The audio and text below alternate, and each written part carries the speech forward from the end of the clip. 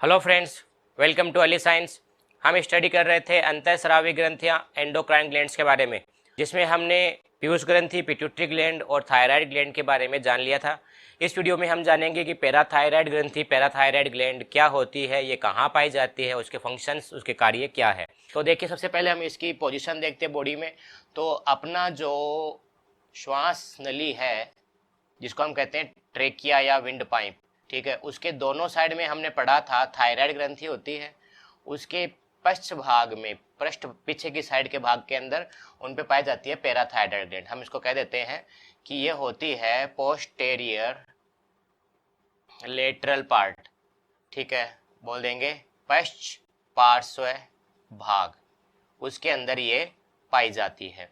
इसके द्वारा जो हार्मोन निकलता है उसका नाम होता है पैराथॉर्मोन।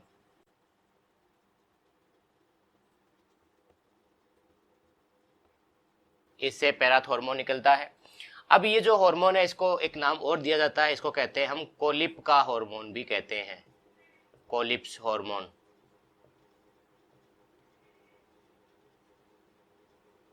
कोलिप का हार्मोन। अब देखें, इसको शॉर्ट में मैं लिखूंगा पीटीएच, पैराथायराइड को। हमने पिछले वीडियो में पढ़ा था एक कैल्सिटोनिन, ठीक है, जो थायराइड ग्रंथि की सी कोशिकाएं हैं उनसे निकलता है। यह पैराफोलिकुलर सेल, पुटकीय कोशिकाएं, पैरापुटकीय कोशिकाएं हैं, उनसे कैल्सिटोनिन निकलता है। कंप्लीट है। तो कैल्सिटोनिन और जो कैल्सिटोनिन को मैं शॉर्ट में लिखूंगा सीटी, ठीक है। यहाँ पर क्या नाम है इसका, ये नाम है कैल्सिटोनिन, ठीक है, शॉर्ट में सीटी लिखूंगा और पैराथॉर्मोन को कहूंगा पीटीएच। कंप्लीट है। ये दोनों एक दूसरे के ऑपोजिट काम करते हैं, ठीक है, दोनों एक दूसरे के विरुद्ध काम करते हैं। अभी क्या काम करते हैं, ये दोनों के दोनों मिलकर है ना, अपने रक्त के अंदर कैल्शियम का जो लेवल होता है उसको निर्धारित करते हैं। कैल्शियम स्तर को ब्लड के अंदर, जो ब्लड सीरम नाम सुना होगा आपने, सीरम के अंदर कैल्शियम का लेवल होता है उसको निर्धारित करते हैं। एक चीज़ और इम्पोर्टेंट है, वो याद रखना है कि हमारे रक्त में सबसे ज़्यादा मात्रा में जो साल्ट होता है, जो लवण पाया जाता है, वो कैल्शियम ही होता है सबसे सर्वाधिक मात्रा में, ठीक है, सबसे ज़्यादा होगा वो कैल्शियम ही होगा। कंप्लीट है। तो रक्त के अंदर जैसे हमारे पास ये एक ब्लड वेसल्स है, एक रक्त वाहिनी है, ठीक है, इनके अंदर है ना कैल्शियम का लेवल है, ये फिक्स रहना चाहिए। अगर कैल्शियम का लेवल ज़्यादा हो गया तो भी हानिकारक है और कम हो गया तो भी हानिकारक है। मान लेते हैं कि हम खाना खा रहे हैं, हम खाने के अंदर अच्छा खासा कैल्शियम भी खा रहे हैं, दूध पी रहे हैं, तो हमारी बॉडी को अच्छा खासा कैल्शियम मिल रहा है। तो हमारे रक्त के जैसे ही कैल्शियम है उनको एब्जॉर्ब किया जाएगा, जिनका हमारे इंटेस्टाइन है, जो आहार नाल की जो छोटी आंत है, उनमें उनका अवशोषण होता है कैल्शियम का, तो उनको रक्त में डाल दिया जाता है। रक्त में क्या होता है कि इनका लेवल बढ़ जाता है, कैल्शियम का लेवल बढ़ जाएगा, क्योंकि बाहर से रक्त और भी आ गया ना ब्लड के अंदर, तो रक्त में कैल्शियम का लेवल बढ़ गया। और मैंने कहा कि इनका लेवल फिक्स रहना चाहिए, क्योंकि ये दोनों मिलकर क्या करते हैं, उनका रक्त के जो कैल्शियम का नियमन करते हैं, रेगुलेशन करते हैं। तो अब यहाँ पर क्या होता है कि हमारा जो सीटी हार्मोन है ये काम आएगा, कैल्सिटोनिन हार्मोन काम आएगा, और ये क्या करेगा, ये जो अतिरिक्त कैल्शियम है, ठीक है, अतिरिक्त कैल्शियम है, उसको हमारी अस्थियों पर जमाना शुरू कर देगा, हमारी हड्डियां हैं, बोन्स है, उन पर जमाना शुरू कर देगा। तो यहाँ से कैल्शियम निकाल कर इस पे डाला गया तो रक्त में क्या हो जाएगा, कैल्शियम का लेवल कम हो गया, यानी फिक्स लेवल बन गया, जो जितना ज़्यादा हुआ था ना वापस कवर हो गया ये। इनके अलावा ये कैल्सिटोनिन दूसरा क्या काम करेगा, ये दूसरा काम करेगा हमारे जो आपने पढ़ा है वृक्कीय नलिकाएं, रीनल ट्यूब्स, जिसको हम नेफ्रॉन के अंदर आप पढ़ते हो, ये उन पर भी काम करता है, ठीक है, उन पर भी काम करता है। तो हमें पता है, देखो यहाँ पर कैल्शियम का लेवल बढ़ गया रक्त में, तो ये क्या करता है, यहाँ पर उनके जो पुनरावशोषण होता है रक्त, ठीक है, आपने पढ़ा भी होगा, नेफ्रॉन के अंदर पुनरावशोषण होता है, जिसको हम कहते हैं रीएब्जॉर्प्शन, ठीक है। तो ये क्या करता है, रीअब्जॉर्प्शन को कम कर देता है, उसको रोक देता है। मैं यहाँ क्रॉस का निशान लगा रहा हूँ ताकि ये आपको पता चल जाए। ये क्या करेगा, पुनरावशोषण को कम करेगा। इसके वजह से क्या होगा, जो यहाँ से मूत्र बन के जाएगा, यूरिन जो बनेगा, ठीक है, इस यूरिन के अंदर कैल्शियम का लेवल पाया जाएगा।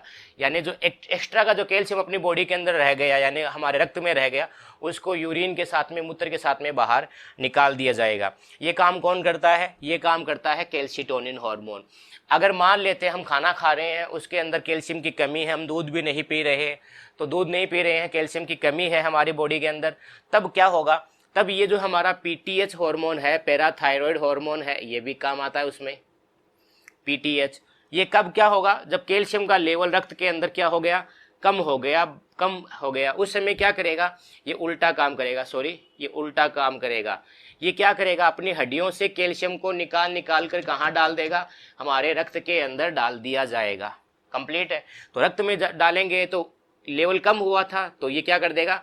लेवल को बढ़ा देगा, पहले वाला कम कर रहा था। तो पीटीएच हार्मोन कब निकल रहा है?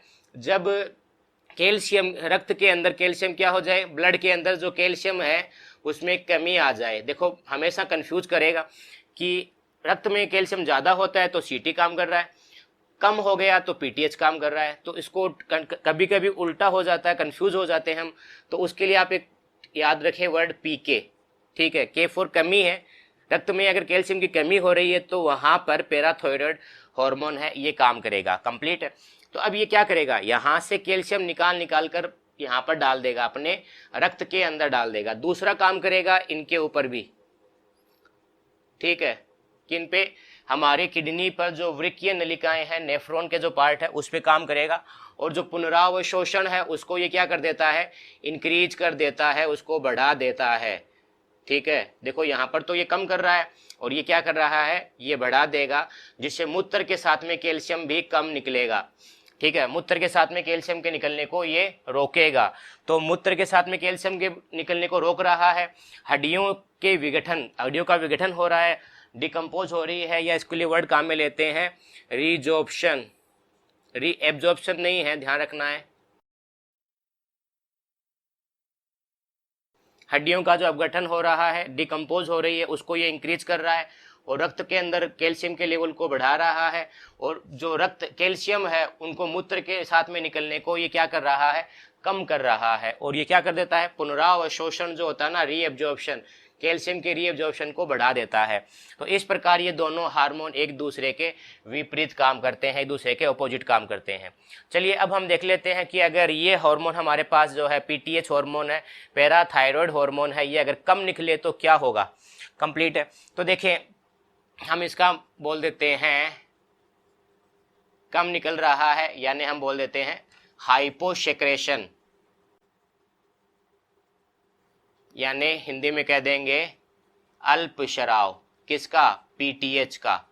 तो अगर ये हार्मोन कम निकल रहा है पीटीएच, तो देखिए पीटीएच कम निकलेगा तो हमने क्या कहा कि जो रक्त है उसमें कैल्शियम का लेवल क्या हो जाएगा?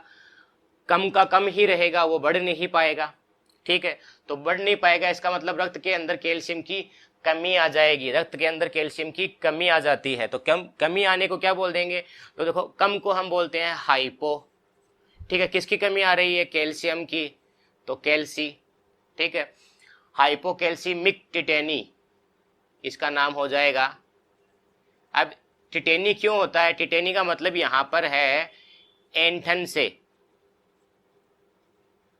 ठीक है? ऐंठन आना, जिसको हम मारवाड़ी में कहते हैं हम बाएंटे आना।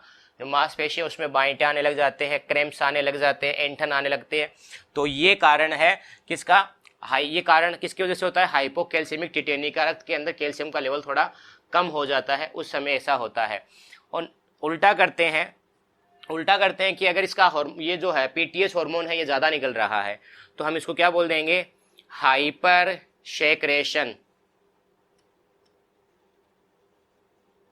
सेक्रेशन, यानी अतिस्राव। इसका अतिस्राव हो रहा है। तो क्या होता है? तो देखो अगर ये ज़्यादा निकल रहा है तो हड्डियों से यहाँ पर कैल्शियम बहुत ज़्यादा डाला जाएगा रक्त के अंदर। तो बहुत ज़्यादा कैल्शियम रक्त में चला गया तो कैल्शियम का लेवल रक्त में क्या हो जाएगा? बढ़ जाएगा, क्योंकि ये कमी होने पर निकलता है तो ये बढ़ जाएगा। तो रक्त के अंदर कैल्शियम बढ़ गया तो उस समय क्या, उसको क्या बोल देंगे? तो बढ़ने को हम कहते हैं हाइपर, ठीक है? कि क्या बढ़ गया है? कैल्शियम, तो कैल्सी। रक्त के लिए हम काम में लेते हैं शब्द मिया, तो इसका नाम हो गया हाइपर कैल्सीमिया। ठीक है, हिंदी में भी हम इसको यही लिखेंगे, इसका नाम हो जाता है हाइपर कैल्सीमिया, यानी रक्त के अंदर कैल्शियम की मात्रा बढ़ जाती है। इनके अलावा और क्या होता है, देखो जब भी कोई चीज़ हमारे रक्त में बढ़ जाती है तो उसको यूरिन के साथ में, मूत्र के साथ में शरीर से बाहर निकाला जाता है। तो यहाँ से इसको मूत्र के साथ में शरीर से बाहर निकाला जाने लगेगा। तो आपको पता है कि मूत्र का निर्माण कौन करता है, नेफ्रॉन में होता है। नेफ्रॉन कहाँ है, किडनी में।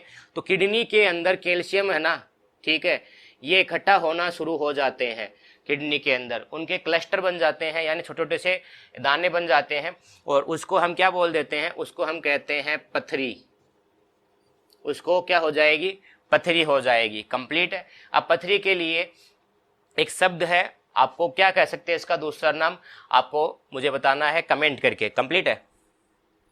नेक्स्ट इसको ध्यान रखना है, हाँ, इसको स्टोन्स कहते हैं इंग्लिश में, पथरी को। नेक्स्ट क्या है आपको याद रखना, देखिए यहाँ इसका अगर ये हार्मोन ज़्यादा हो जाता है तो ज़्यादा होने पर क्या होगा, हड्डियों से कैल्शियम निकाल निकाल कर रक्त में डालेगा, तो हड्डियाँ क्या हो जाएगी, कमज़ोर हो जाती है, इस पर छिद्रित हो जाती है जगह जगह पर। तो ये जैसे ही कमज़ोर हो जाती है तो इसको हम बोल देते हैं, हड्डियों के लिए शब्द काम में लेते हैं ओस्टियो। ओस्टियो। छिद्र के लिए हम शब्द काम में लेते हैं पोर। नाम सुना होगा पोरीफेरा। पोर, पोर का मतलब होता है छिद्र। ठीक है, तो ओस्टियोपोरोसिस इस डिजीज का नाम हो जाएगा, ओस्टियोपोरोसिस। ठीक है, तो किसे कहेंगे, किसे कहेंगे, जब पीटीएच है ये इसका हाइपर सेक्रेशन हो, ये अधिक स्रावित होता है, तो उस समय कैल्शियम है उसको हड्डियों से निकाल कर रक्त में ज़्यादा डाला जाएगा, हड्डियों का विघटन ज़्यादा होगा, तो इससे हड्डियों में क्या हो जाएगा, ओस्टियोपोरोसिस होने लग जाएगा। कंप्लीट है। तो इस वीडियो में हम इतना ही पढ़ेंगे। अगले वीडियो में जानेंगे कि थाइमस ग्रंथि क्या होती है और उसका क्या कार्य है। तो अगला वीडियो देखना न भूलें। अगर वीडियो अच्छा लगा है तो आप इसके कमेंट करके ज़रूर बताएं, इसको अधिक से अधिक शेयर करें। अगर सब्सक्राइब नहीं किया है तो सब्सक्राइब ज़रूर करें। धन्यवाद।